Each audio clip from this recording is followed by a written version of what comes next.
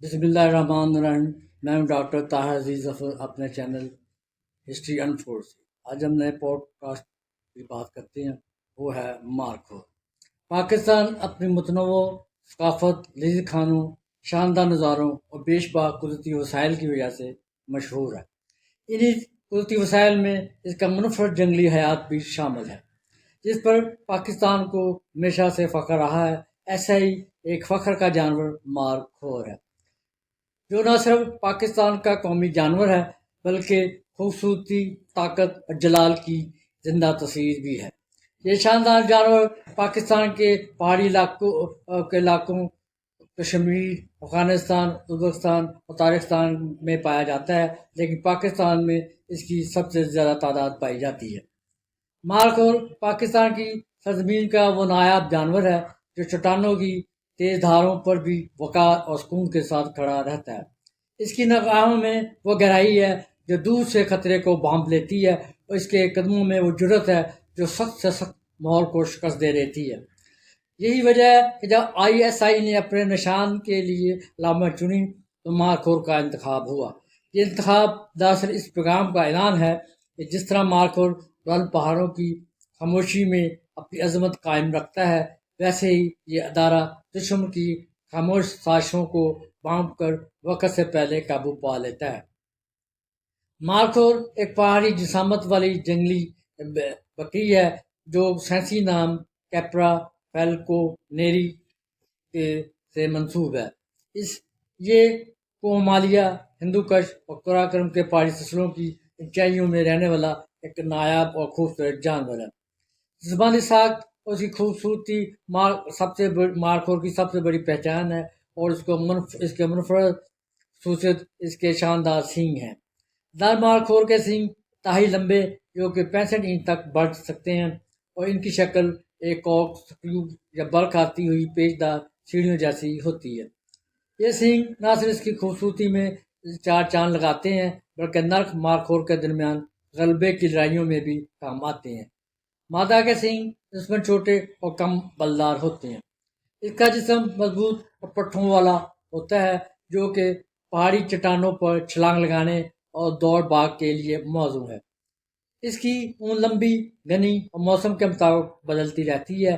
सरमाई मौसम में ये ऊन घनी हो जाती है, जो उसे सख्त सर्दी से बचाती है, जबकि गर्मियों में ये हल्की हो जाती है। इसका रंग भी इलाके के मुताबिक हल्के बादामी से लेकर गहरे भूरे और स्याही माइल तक हो सकता है। नर मार्खोर की एक पहचान उसकी लंबी और खूबसूरत दाढ़ी है। राइशगाह और इलाके की बात करें, मार्खोर पाकिस्तान के शुमाली मगरबी इलाकों में पाया जाता है, खासतौर पर चित्राल शुमाली इलाकाजात गिलगित बल्तिस्तान में रहना पसंद करता है। इसकी सकाफती अहमियत की अगर बात करें, मार्खोर का नाम मानी लफ्ज़ मार्खोर दो अल्फाज का मजमू है। मार फारसी ज़बान में सांप और खोर पश्तो ज़बान में खाने वाला कहलाता है। इस तरह मार्खोर का मतलब है सांप खाने वाला।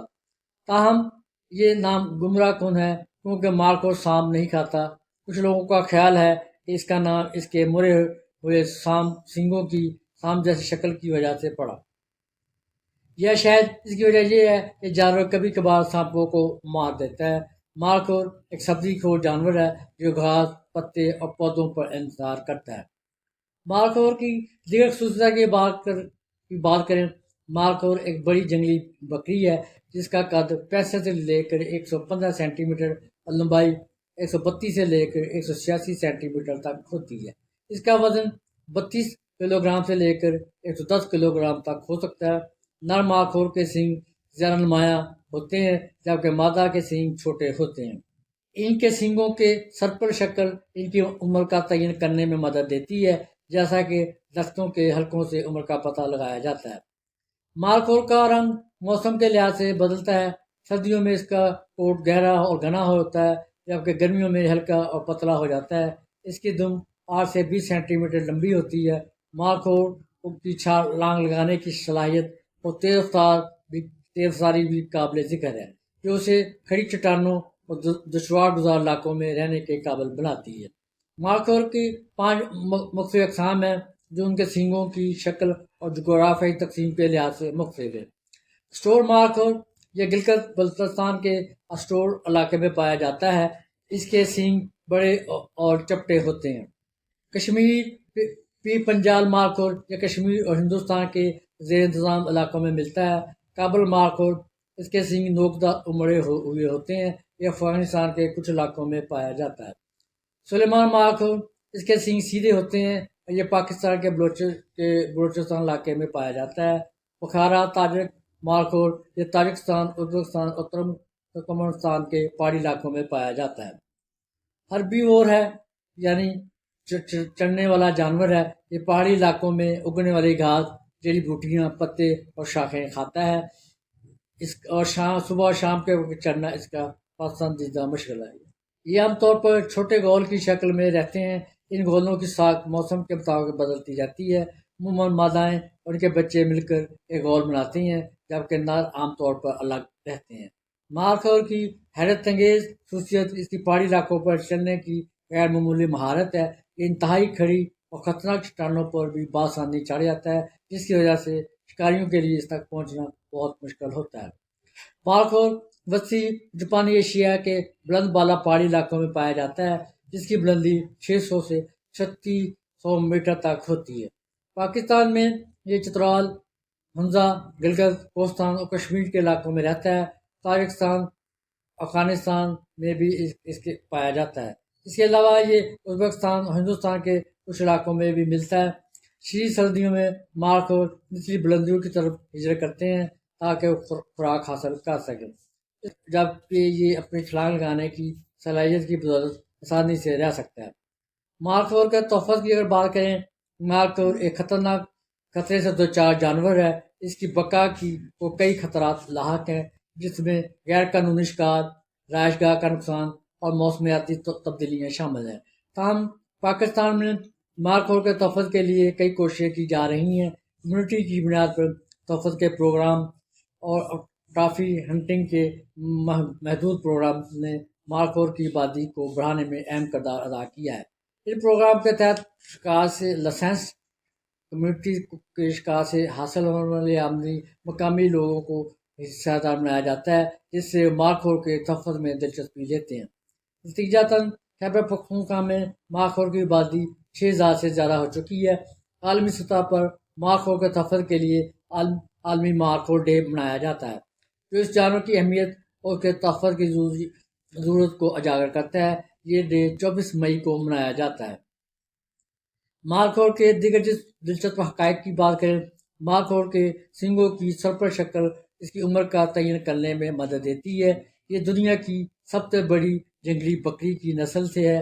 مارخور کی چھلانگ 6 سے 8 فٹ تک ہو سکتی ہے، جو اسے دشوار گزار علاقوں میں رہنے کے قابل بناتی ہے۔ مارخور کے نام کے باوجود یہ سانپ نہیں کھاتا، بلکہ یہ سبزی خور جانور ہے۔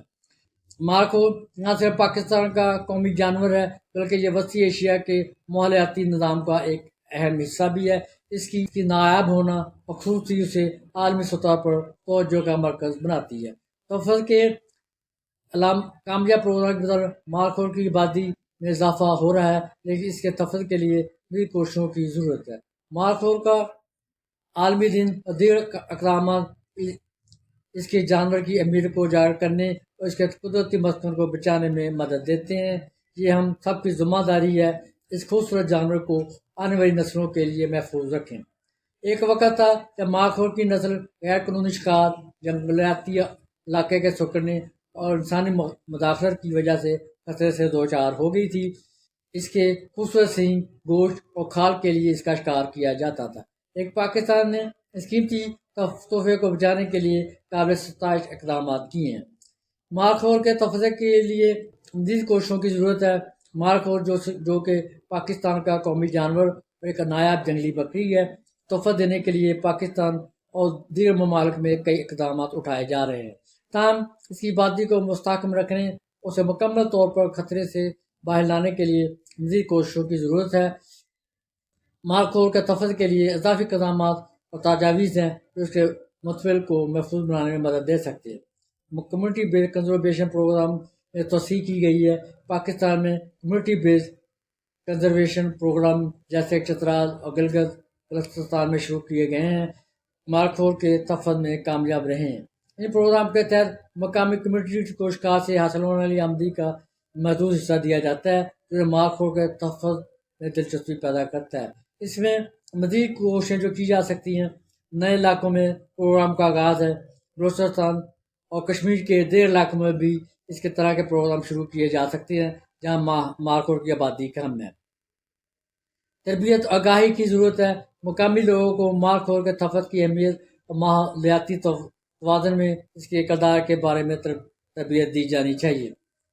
معاشی فائدے کی اگر بات کریں، مقامی کمیونٹیز کے لیے سخت سیاحت اور دیگر متبادل ذرائع آمدن کو فروغ دیا جانا چاہیے تاکہ وہ غیر قانونی شکار سے گریز کریں۔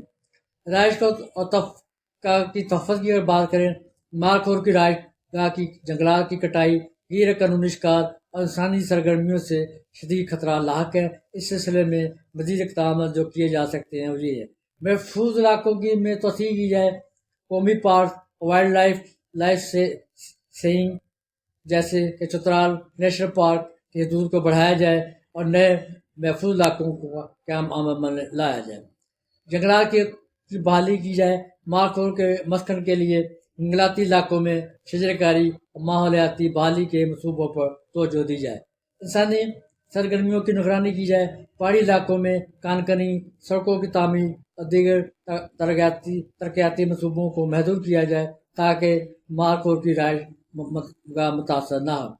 غیر قانونی شکار پر سخت کنٹرول کیا جائے۔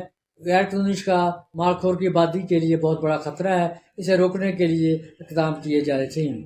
اس کے لیے قوانین کا نفاذ کیا جائے، غیر قانونی شکار کے لیے سخت اقدامات اور قوانین بنائے جائیں اور ان پر عمل درآمد کو یقینی بنایا جائے۔ رینجرز کی تربیت شروع کی جائے، وائلڈ لائف رینجرز کی تعداد بڑھائی جائے، انہیں جدید آلات اور تربیت فراہم کی جائے تاکہ وہ شکار کے واقعات کی نگرانی کر سکیں۔ جرمانے اور سزاؤں میں اضافہ کیا جائے، غیر قانونی شکار کرنے والوں کے لیے سخت سزائیں اور جرمانے متعارف کرائے جائے۔ تحقیق اور نگرانی کے کام کی پلاننگ کی جائے، مارخور کی آبادی اس کے ماحولیاتی کردار کو بہتر طور پر سمجھنے کے لیے تحقیق ضروری ہے۔ آبادی کی نگرانی کی جائے، مارخور کی آبادی کا باقاعدہ سروے کیا جائے تاکہ اس کی تعداد اور صحت کا جائزہ لیا جا سکے۔ جدید ٹیکنالوجی جیسے سیٹلائٹ ٹریکنگ اور ڈرونز کا استعمال کیا جائے۔ جینیاتی تحقیق کی ضرورت ہے، مارخور کی مختلف اقسام کے جینیاتی تنوع کو محفوظ رکھنے کے لیے تحقیق کی جائے تاکہ اس کی نسل کو بیماریوں سے بچایا جا سکے۔ موسمیاتی تبدیلیوں کے مطالعے کی ضرورت ہے، موسمیاتی تبدیلیوں کے لیے مارخور کی رہائش اور خوراک پر اثرات کا جائزہ لیا جائے۔ عالمی تعاون پر مزید کام کیے جائیں، مارخور صرف پاکستان تک محدود نہیں بلکہ تاجکستان اور دیگر ممالک میں بھی پایا جاتا ہے، اس لیے عالمی تعاون کی ضرورت ہے۔ بین الاقوامی تنظیموں کو شراکت کو یقینی بنایا جائے، عالمی تنظیموں کے ساتھ مل کر مارخور کو تحفظ کے منصوبوں کی ضرورت ہے۔ ان تنظیموں میں جیسے WWF اور UCN کو شامل کیا جائے۔ علاقائی معاہدے کیے جائیں، پڑوسی ممالک کے ساتھ مل کر مارخور کی ہجرت کے راستے اور رہائش گاہوں کے تحفظ کے معاہدے کیے جائیں۔ فنڈنگ، عالمی سطح پر فنڈ اکٹھے کیے جائیں تاکہ تحفظ کے منصوبوں کو عالمی مدد مل سکے۔ صحت اور تعلیم کو فروغ دینے کی ضرورت ہے، مارخور کے تحفظ کے لیے صحت کو ذمہ دارانہ طریقے سے فروغ دینا ایک اہم قدم شامل ہو سکتا ہے۔ ایکو ٹورزم کی ضرورت ہے، مارخور کے رہائشی علاقوں میں ایکو ٹورزم کو فروغ دیا جائے جس سے مقامی لوگوں کو روزگار ملے اور مارخور کی حفاظت کی آگاہی ہو سکے۔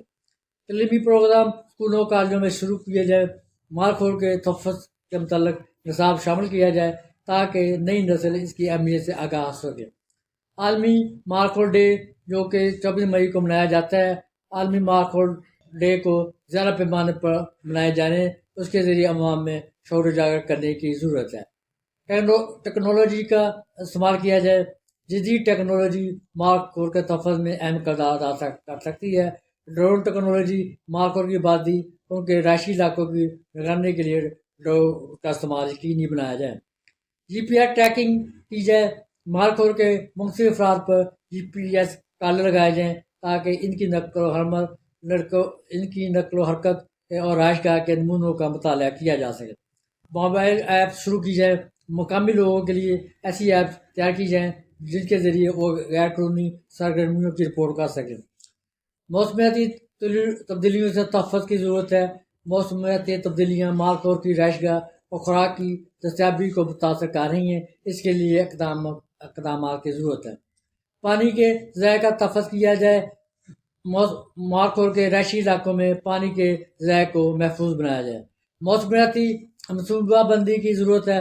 موسمیاتی تبدیلیوں کے اثرات کو کم کرنے کے لیے طویل مدتی منصوبہ بندی کی جائے، جیسا کہ پودوں کے ایسی شجرکاری جو مال خور کے خوراک کے طور پر کام کرتی ہے۔ مال خور کے تفصیل کے لیے موجودہ کوششیں قابل تحسین ہیں، لیکن اس نایاب جانور کی مکمل حفاظت کے لیے مزید منظم عالمی سطح پر اقدامات کی ضرورت ہے۔